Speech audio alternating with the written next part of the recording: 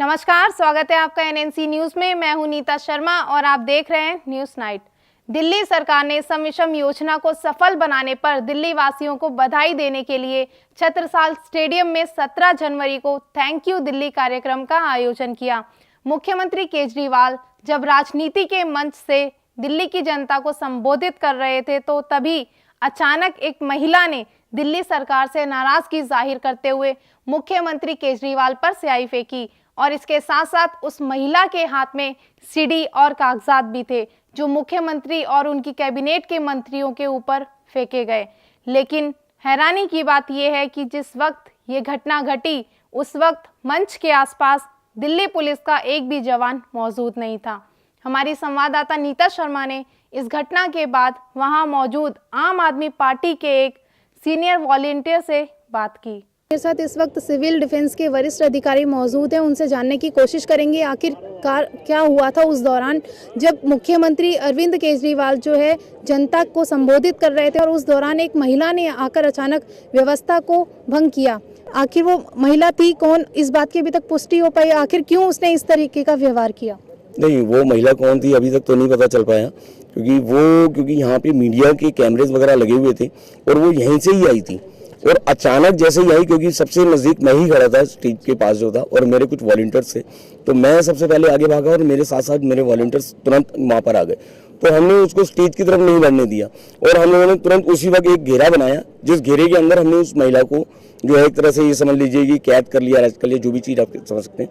उस घेरे के अंदर ही वो महिला रही, घेरे से ही उसने जो थी वो सीढ़ी फेंकी और उसके बाद पंपलेट फेंके और लास्ट में जो है उसने अपने बैग में से जो है एक चाय की बोतल निकाली और स्टेज की तरफ जैसे ही फेंकने लगी, क्योंकि वो हम लोगों ने उसको आगे तो जाने नहीं दिया था, वो वहीं से ही उसने फेंकने की कोशिश की तो स्टेज के ऊपर भी कुछ जो चाय की बूंदें थी वो डली और बाकी हमारे वॉलंटियर जैसे ये देख रहे हो मेरे ऊपर भी, पीछे और भी कुछ वॉलंटियर्स हैं उनके ऊपर जो है वो चाय जो है वो गिरी थी। आखिर उस सीढ़ी में ऐसा क्या था कि उन्होंने उन कैबिनेट मिनिस्टर्स की तरफ और मुख्यमंत्री की तरफ उस कैसेट को फेंका और वो एक पेपर भी दिखा रही थी, उसमें आखिर ऐसा क्या था?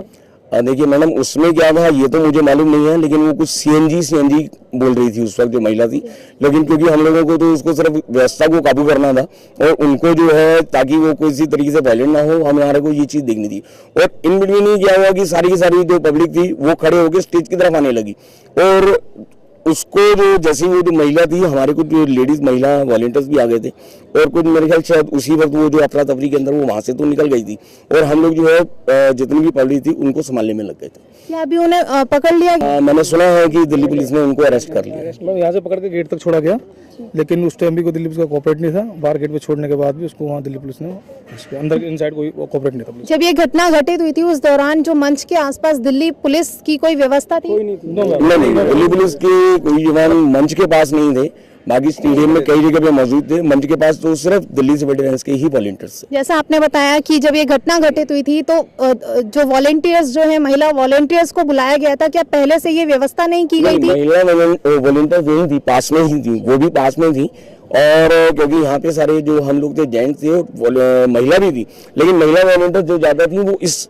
मंच के दूसरी साइड पे थी, लेकिन क्योंकि अफरा तफरी एकदम से मच गई और लोग जो पब्लिक थी वो आगे आ गई तो उनको वहां तक पहुंचने में कुछ सेकंड लगे और आपने देखा होगा कि चंद सेकंडों के अंदर ये सब कुछ हो गया उसी वक्त।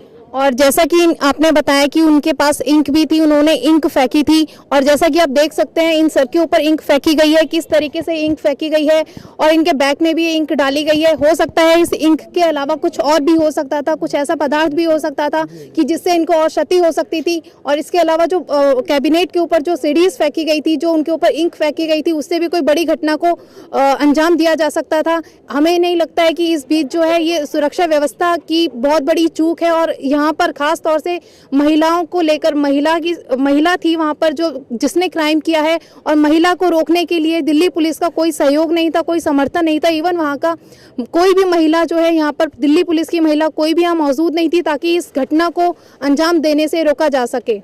मैं नीता शर्मा, कैमरा पर्सन विवेक के साथ, एनएनसी न्यूज़ दिल्ली। तो वहीं इस पूरे मामले को दिल्ली के उप मुख्यमंत्री मनीष सिसोदिया ने सीधे सीधे इसको बीजेपी की साजिश बता दिया। क्या कुछ कहा मनीष सिसोदिया ने, आइए आपको दिखाते हैं। पूरी की पूरी दिल्ली की कैबिनेट बैठी हुई है और एक महिला वहां पे आती है, हंगामा करती है और उसके बाद इंक फेंक के चली जाती है और वहां एक भी पुलिस वाला नहीं है। वहां पे कोई पुलिस वाला ये देखने के लिए नहीं है कि हजारों लोगों के प्रोग्राम में कोई हंगामा ना हो, कोई खराब इंसिडेंट ना हो। दिल्ली की कैबिनेट के ऊपर तेजाब फेंक के चला जाए, हजारों लोग बैठे हैं वहां पे, बम ब्लास्ट करके चला जाए, कौन जिम्मेदारी लेगा इसका? पुलिस कहां पे? क्या ये घटना ये नहीं दिखाती कि दिल्ली की पुलिस सीधे सीधे अरविंद केजरीवाल के ऊपर कोई हमला कराने के लिए तैयार बैठी हुई है? दिल्ली की पुलिस इस बात की चिंता ही नहीं कर रही है कि जहां पे हजारों लोग बैठे हुए हैं दिल्ली के, वहां पे कोई चेकिंग की जाए। उस पूरे कार्यक्रम में ना कोई चेकिंग हो रही थी, ना दिल्ली की पुलिस वहां कोई सिक्योरिटी के, पब्लिक सिक्योरिटी के इंतजाम देख रही थी। वहां पे सिर्फ और सिर्फ तमाशा देखने के लिए कुछ वो लोग खड़े हुए थे, और जब इतना हंगामा हुआ कोई पुलिस वाला अलर्ट नहीं हुआ। मुझे इसमें सीधे सीधे लगता है कि बीजेपी की साजिश है ये, और बीजेपी वाले कहीं ना कहीं इस तरह के मौकों का फायदा उठा के अरविंद केजरीवाल या दिल्ली की पूरी कैबिनेट के ऊपर हमला कराना चाहते हैं। ये हत्या भी करा सकते हैं लोग, क्योंकि इनसे संभल नहीं रहा है। दिल्ली जिस तरह से पूरी तरह ऑड इवन फॉर्मूले में साथ रही, ऑड इवन फॉर्मूले में जिस तरह से दिल्ली के पूरे लोगों ने सफल बनाया, और जिस तरह से दिल्ली के लोग आम आदमी पार्टी की सरकार को पसंद कर रहे हैं, इनसे ये संभल नहीं रहा। ये पूरी साजिश करके, वरना क्या वजह है कि मुख्यमंत्री का कार्यक्रम है जहां हजारों लोग बैठे हुए हैं, कोई चेकिंग नहीं हो रही, कोई सिक्योरिटी नहीं हो रही, पब्लिक की सिक्योरिटी के कोई इंतजाम नहीं है, और एक महिला आके दिल्ली की पूरी कैबिनेट वहां पे बैठी हुई है, वहां पे स्याही फेंक के चली गई और कुछ नहीं हुआ वहां पे। और उसके बाद देखिए इंटरेस्टिंग ये है कि इंक फेंकने के बाद वो महिला टीवी चैनल्स में बाइट दे रही है खुलेआम, वहां पे घूम रही है वो, और कोई पुलिस ने पकड़ा नहीं उसको। तो इसका मतलब पुलिस इस साजिश में शामिल है, और ये बीजेपी की स्क्रिप्ट की हुई साजिश है कि पुलिस उसको पकड़ेगी नहीं। पुलिस द्वारा पूछताछ के दौरान इस युवती की पहचान भावना अरोड़ा के रूप में हुई है, जो कि पंजाब में आम आदमी सेना की कार्यकर्ता बताई जा रही है। जब मीडिया ने भावना अरोड़ा से जानना चाहा कि आखिर उनको ऐसा करने की क्या जरूरत पड़ गई, तो क्या कुछ कहा भावना ने, आइए आपको सुनाते हैं। सर, और दीवान के पीछे सीएनजी का घोटाला हुआ है, मैंने खुद स्कैन किया है, मेरे पास सर्टिफिकेट है। मैडम और है, स्कूटी के नंबरों पे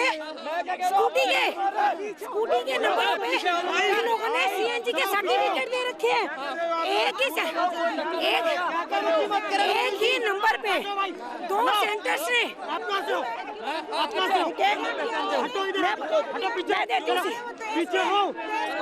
पीछे हो जाओ। हाथ हटाओ। झूठ बोल रही है। मेरे पास सीडी है। चुप हो जाओ। सारी फेंकी उधर। बीजेपी वाले सर, स्कूटी पर सीएनजी के सर्टिफिकेट दिए इन लोगों ने। भोपाल गए, मैं मिलने गई थी मुख्यमंत्री को, भोपाल ऐसे इन लोगों ने मुझे मिलने नहीं दिया, बोले जाओ। मैंने कहा इतना बड़ा घोटाला चल रहा है सर यहाँ पे, इतना बड़ा घोटाला। अरे सर, उठाने थे, सीएनजी का घोटाला कर रहे हैं ऑड इवन के नाम पे। तो आपने देखा कि आरोपी महिला ने क्या कुछ कहा। जो भी हो, महिला की बातों में कितनी सच्चाई है या वाकई में ये किसी पार्टी की कोई साजिश है, ये तो आने वाला समय ही बताएगा। फिलहाल अब तक की खबरों में बस इतना ही।